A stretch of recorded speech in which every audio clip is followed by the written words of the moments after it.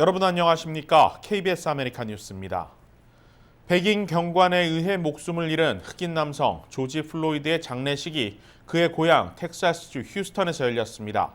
때맞춰 미 전역에서도 관련 추모 열기가 이어졌습니다.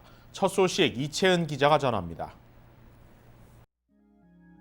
오늘 정오 조지 플로이드의 장례식이 열렸습니다. 장례식은 플로이드가 생애 대부분을 보낸 고향에서 치러졌습니다. 비공개로 진행됐지만 온라인으로 그 모습이 생중계됐습니다. 민주당 대선 후보 조 바이든 전 부통령도 현장에 영상 메시지를 보내 플로이드의 죽음을 애도했습니다. As you said, Gianna, your daddy will have changed the world. May God be with you, George Floyd, and your family. 플로이드의 시신은 휴스턴 남쪽에 자리한 폴랜드에 안장됐습니다. 먼저 세상을 떠난 어머니 묘소 바로 옆에 나란히 묻혔습니다. 텍사스와 노스캐롤라이나주 등 전국 각지에서도 그를 추도하는 행렬이 이어졌습니다.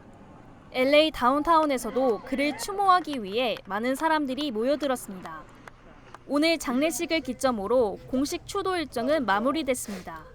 그의 사망을 애도하는 물결은 미 전역을 넘어 전 세계로 퍼졌습니다.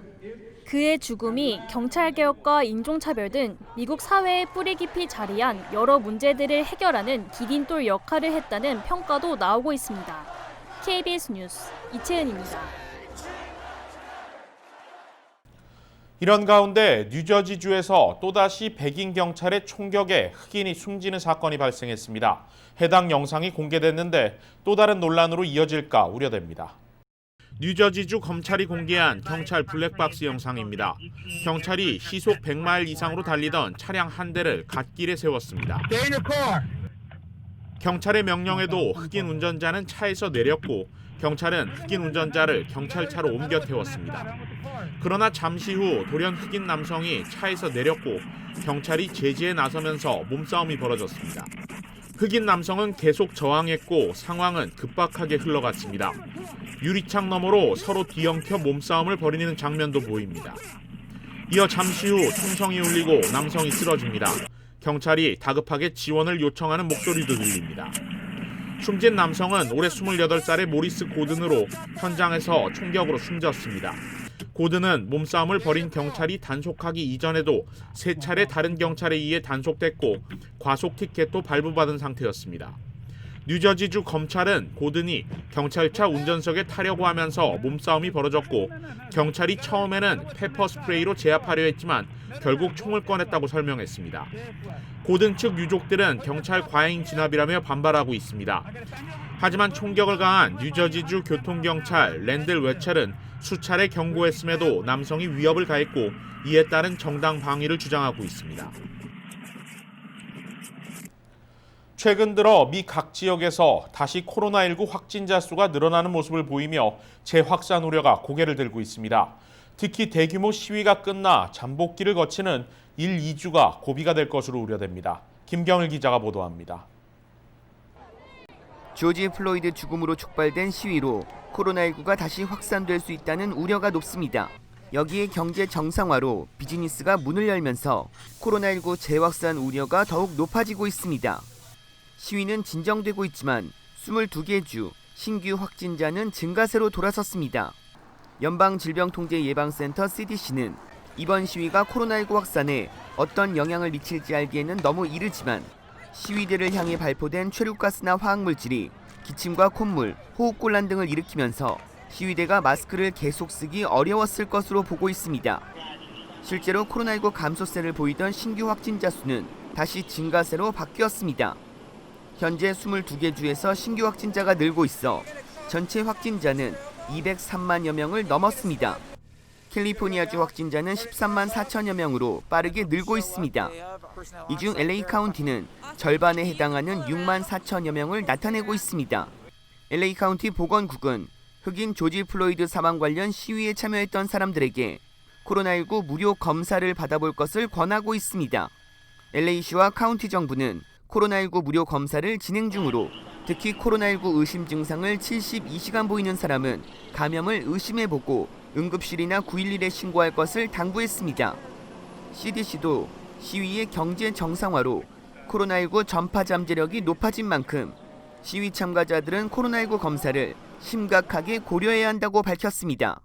KBS 뉴스 김경일입니다. 캘리포니아주 교육국이 학교를 다시 열기 위한 가이드라인을 공개했습니다. 가을 학기부터 적용될 예정인데 바이러스 확산을 막기 위한 다양한 안전 조치가 이뤄질 것으로 보입니다. 이우수 기자입니다. 캘리포니아주 교육국이 새로 공개한 가이드라인입니다. 가을 학기부터 적용될 주정부 차원의 가이드라인인데 교사와 학생들의 안전을 지키기 위해 제작됐습니다. 이 가이드라인에 따르면 학생들은 교실에서 6피트 이상의 간격을 두고 앉아야 합니다. 교사는 마스크 또는 페이스 쉴드를 반드시 착용해야 하지만 학생들은 마스크 착용이 최소화됩니다. 등하교를 위해 스쿨버스를 기다리거나 탑승 후 이동할 때, 운동장에서 시간을 보내는 경우 마스크를 착용해야 하지만 교실에서 수업을 받거나 식사를 할 때는 마스크를 쓰지 않아도 됩니다. 카페테리아에서 여러 명이 함께하는 식사는 당분간 금지되고 각 교실에서 개별적으로 이뤄져야 합니다. 캘리포니아주 교육국 가이드라인이 발표됨에 따라 각 지역 교육구들 역시 이 조건을 충족시키는 안전장치를 마련해야 합니다. LA 통합교육구는 가을 학기부터 하이브리드 형식 수업 도입을 검토하고 있습니다. 온라인과 오프라인 수업이 병행되는 방식인데 학생들의 동선이 겹치지 않도록 오전, 오후반 개설도 검토되고 있습니다. 하이브리드 수업이 도입되면 학생들은 주 2회 정도 학교에 출석하지만 나머지 3일은 집에서 온라인 수업을 받게 됩니다. 하지만 불규칙적인 수업이 이뤄지기 때문에 학부모들의 반발도 어느 정도 예상되고 있습니다. 맞벌이 부모들이 경제활동에 제약을 받을 수 있기 때문입니다. 코로나 사태 장기화로 기존 교육 방식에도 변화가 찾아오고 있습니다. 대학 진학 등 입시를 앞둔 학생들의 경우 이 같은 변화에 적지 않은 지장을 받을 것으로 보입니다. KBS 뉴스 이우수입니다. LA 카운티 정부가 영업을 재개하는 스몰 비즈니스들의 지원금을 제공하는 방안을 검토하고 있습니다. 힐다 솔리스와 제니산 슈퍼바이저는 최대 2만여 명의 비즈니스 업주들에게 최대 $3,000씩 모두 카운티 예산 $6천만 달러를 지원하는 안을 발의했습니다.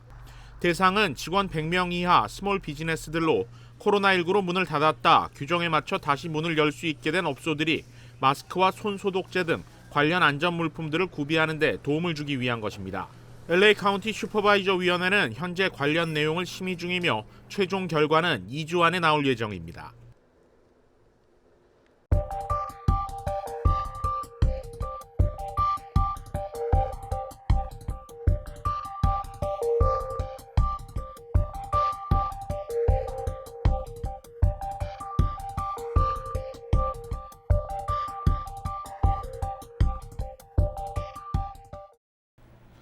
오렌지 카운티 보건국장이 사임을 발표했습니다.